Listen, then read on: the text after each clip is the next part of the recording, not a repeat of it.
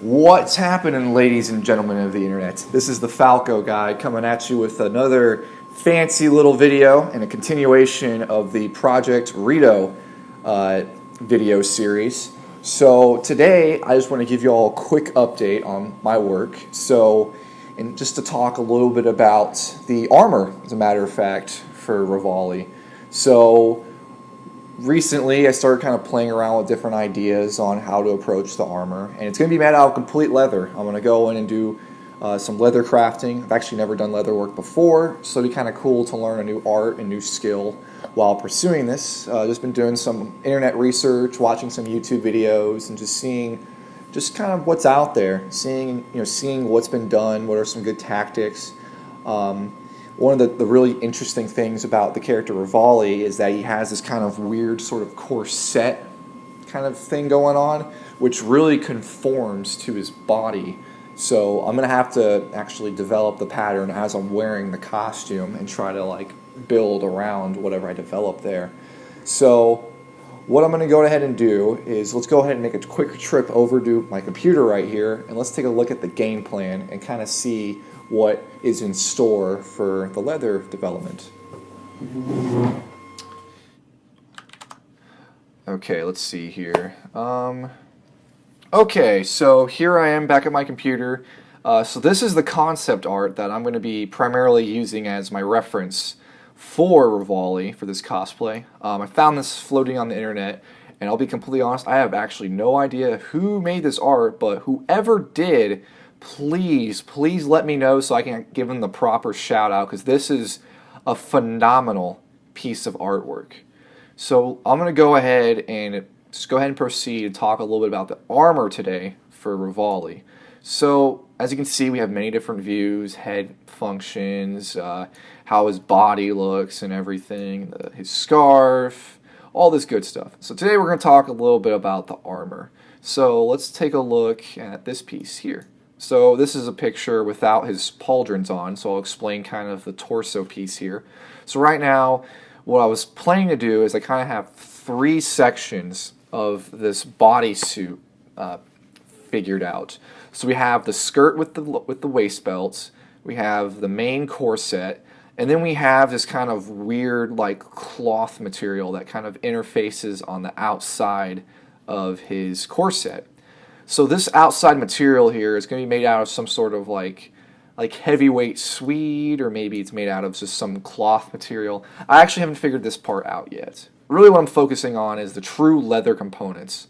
So basically what we're going to do here is for this maroon torso piece, the corset, it's going to be made out of a lightweight, like a 5 to 6 ounce lightweight leather material, and it's just going to be dyed red. I'm going to try to take advantage, so if you look really closely, you can see how there's kind of these weird seam lines that run down from the center of his body in this little area. I'm going to see if I can take advantage of that and try to create some sort of hook system where this is how I basically put the pieces together to mount it to my body. Additionally, besides that, if you look back here, you can kind of see this weird little overlay piece that goes over the belt. I'm going to have to cut that out of a separate piece of leather and just sew that into the corset piece that he has. So that's pretty much the corset for Revali. It's just going to be a lot of material, but other than that, the actual process of cutting it and working with it, it's going to be pretty straightforward. Let's see what else we got here. Also, just a quick heads up, so down here, his little gauntlets that he wears on his feet, that will also be made out of leather. The same material, actually, that the belts are actually the corset we made out of, but I'm not going to worry about that for this part of the project, because I actually haven't made his talons yet, so I don't really have any geometry to reference when sizing this up yet, so I'm going to hold off on that. So the second part of his armor is this weird skirt-looking piece with this belt that goes over it. So I'm going to use a much denser, 8 to 9 ounce piece of leather to make the actual belt part, and of course have a belt buckle there, and obviously the belt that goes across his mid-waist and around his shoulders that kind of holds up his armor are all going to be made out of that same heavyweight material to basically support and bear the weight and the stresses of my body, being tightened down. So back to the skirt. The skirt's going to be made out of the same kind of weight that the corset is made out of, but of course there'll be kind of these sections that'll be cut out. What I was thinking is I'll probably end up making this one just giant single piece of leather, and then just kind of going in with a swivel knife, or just really just a straight edge, and kind of cutting out these little details here, just to kind of give it that three-dimensional character. Because if I were to kind of cut the pieces separately, they won't look right. They won't look like one uniform piece like we have here, and it'll ruin the artistic integrity of Revali's skirt. So I'm gonna try to do it that way. Obviously, I'm gonna have to do some special dye tactics to get kind of this. Looks kind of like a light tan with this yellow. So just kind of being able to work with that. There's this weird sort of like boxy texture. This picture is kind of blurry. The quality doesn't go this deep, but you can kind of see. Oops, didn't want to go there. You can kind of see how there's this weird blocky texture. So yet again, take a swivel knife and kind of cut out this texture here, and try to use some frog tape to kind of isolate and dye these areas of the belts.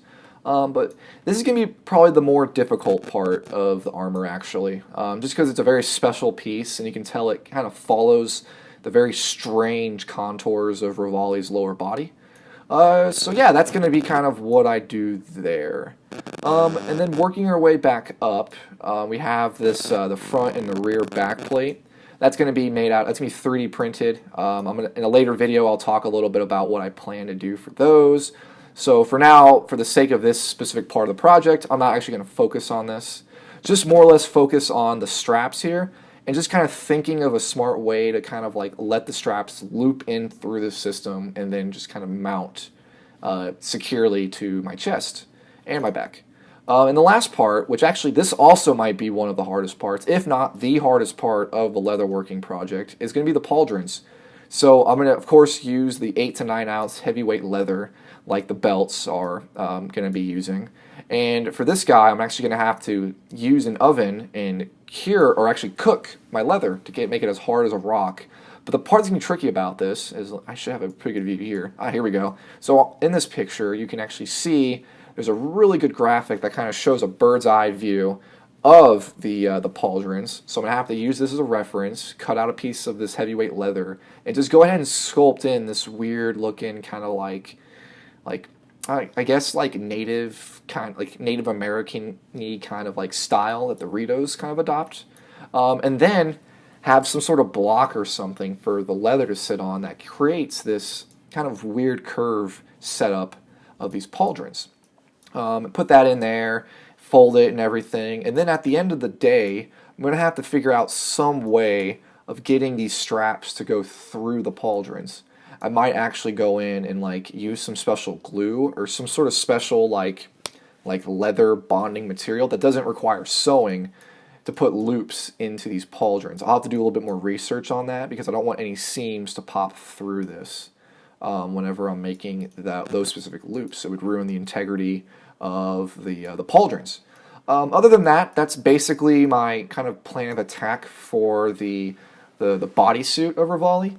It's going to be one hell of an undertaking, especially considering that I have never worked with leather before. But, I mean, this character is pretty badass. I mean, he looks pretty cool. So this armor is of great necessity to happen with him. It even shows you like how his armor is relative to his body. So it's kind of cool.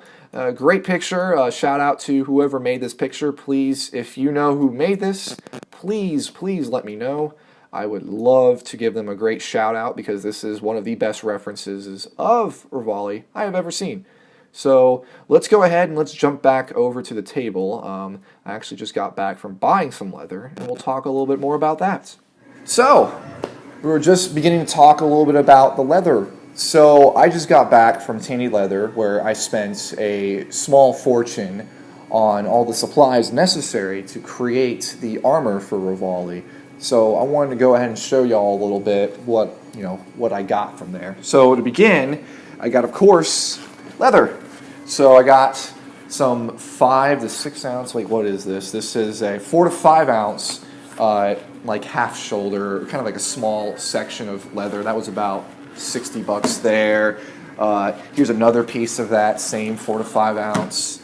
So put that right there. And then the real hunk right here is this guy, which is I think it's an 8 to 9 ounce piece of double shoulders. This is a really large piece of leather.